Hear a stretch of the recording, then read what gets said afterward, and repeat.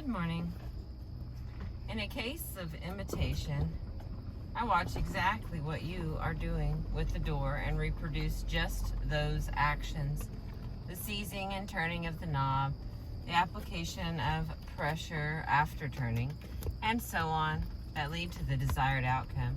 I can do that because I can imagine that what you're doing is somehow related to your goal, your desire to leave the room through the door.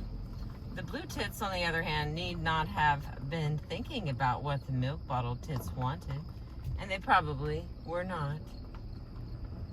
More human than bird. Page 186.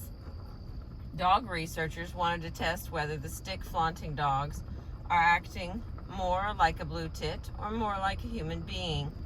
The first experiment was designed to determine if dogs would imitate humans in situations in which the people were acting to attain some desired object. The researchers were asking, in essence, whether dogs can understand that a person's actions function as a demonstration that can be followed if the dog is otherwise unsure how to get that desired object himself. They set up a simple experiment in which a toy or a bit of a food was placed in the crook of a V-shaped fence. The dog was seated on the outside of the point of the V and was given a chance to try to retrieve the food. He couldn't go straight through or over the fence, but both routes around the fence, around the left stem or the right stem, were equally long, so they were equally good. When given no demonstration of how to get around the fence, the dog chose randomly, preferring neither side, and eventually making their way to the inside of the V. But when given a chance to watch a person walking around the left side of the fence toward the reward, a person actively talking to the dog along the way, the observing dogs changed their behavior outright. They also chose the left side. It looks as though these dogs were imitating. What they learned by imitating stuck. When a shortcut through the fence was later introduced, they maintained the route they had learned by watching, ignoring the shortcut. The researchers ran a handful of other trials to be clear what exactly it was that the dogs were doing. They were not simply navigating by smell. Laying down a scent trail on the left arm of the fence did not induce dogs to follow it. Asterisk. The dog's ambivalence about the scent trail may at first seem surprising, given all our talk about their olfactory skills, but simply being able to smell a trail doesn't mean that they will use this ability all the time. Often dogs need to be trained to be attentive to particular scents. Instead, it had something to do with understanding others' actions. Simply watching someone quietly walk around the fence was insufficient to get the dogs to follow the person's route. The person had to be calling the dog's name, grabbing attention, yammering away. Watching another dog who had been trained to retrieve the reward by the left-hand route also prompted observing dogs to go left. This result showed that dogs can see others' behavior as a demonstration of how to get to a goal. But we know from experience with our dogs that not every relevant behavior we do is seen as demonstration. Pump may watch me navigate around strewn chairs, books, and clothes piles as I head to the kitchen, but she will herself charge right through piles to take the quickest route. Other tests are necessary to determine if dogs are truly putting themselves in our shoes and not just prone to follow that human wherever we go. 2 experiments have tested just this imitative understanding. The first asked what exactly dogs see in others' behavior, the means or the end. A good imitator would see both. but would also see if the particular means isn't the most expedient way to the end. From a young age, human infants can do just that. They were religiously imitate, sometimes to a fault. Here's an asterisk. My favorite example of the child's over imitation comes from an experiment the psychologist Andrew Whitten and his colleagues ran using a locked box with a tempting piece of candy inside. They were curious if 3 to 5-year-old children could imitate the particular means experimenters demonstrated to unlock the box, involving twisting out rods fit through barrel openings. The children watched captivated and were then handed the relocked box.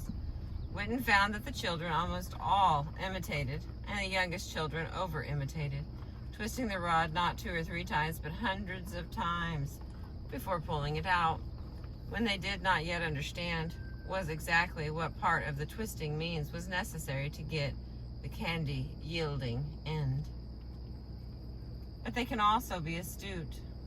For instance, in one classic experiment, after watching an adult turn on a light in an unusual way with his head, the infant subjects could imitate this novel action if asked to do so.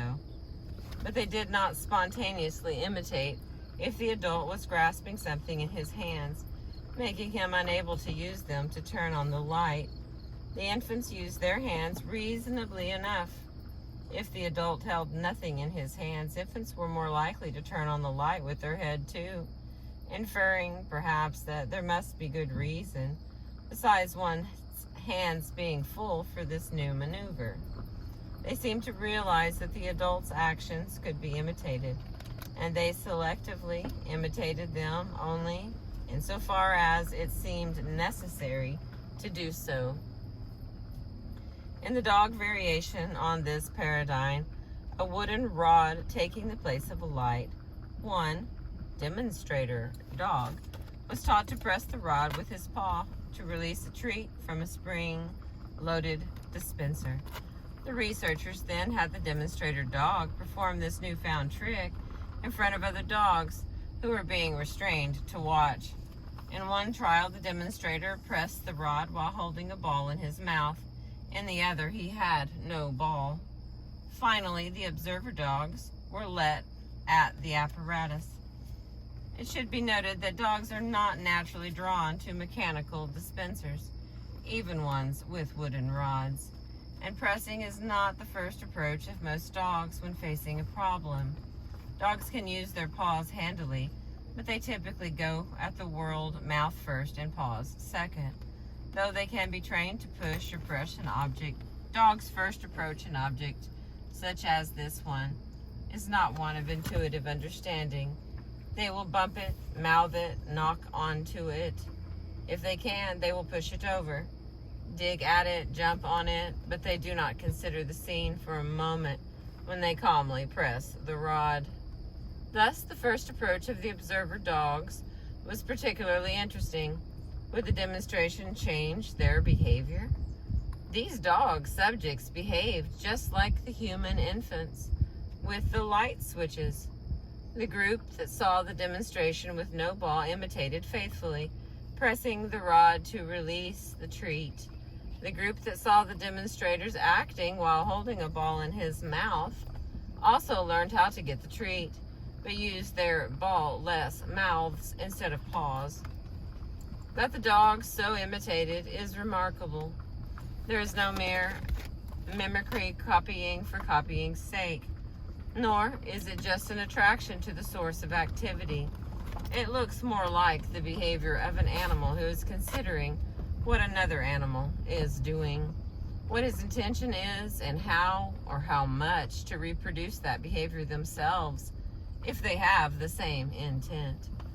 If these experiments represent the performance of all dogs, it looks as though we could say that dogs are at the very least able to learn by watching others, in particular social contexts.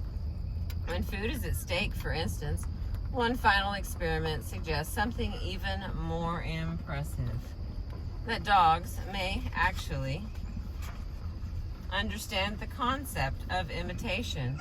The single subject and assistant dog trained to work with the blind had already learned by operant conditioning to do a number of non-obvious actions on command. To lie down, turn around in a circle, put a bottle in a box. What the experimenters wondered was whether he could do these actions not just to a command, but after seeing someone else do the actions themselves. Sure enough, the dog ably learned to turn around in a circle, not after the turn around in a circle command, but on simply seeing a human do such a thing, followed by the imitation request, do it. They then examined what he would do when seeing a human do a new, completely odd action, such as running off to push a swing, tossing a bottle, or suddenly walking around someone else and returning to their starting spot. He did it. It was as though this dog had learned the concept imitate, and given that notion, could apply it more or less in any direction.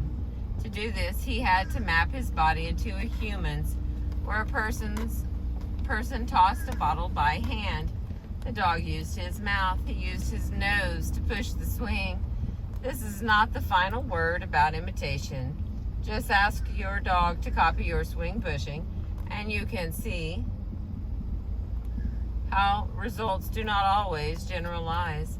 But these dogs' abilities are suggestive of something besides mindless mimicry.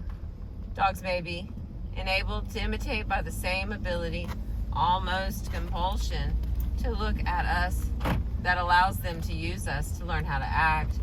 This is what I see in Pump's Morning Stretch alongside me. Thank you for listening. We've got Wiley and Zorro today. We're on page 190. I appreciate you.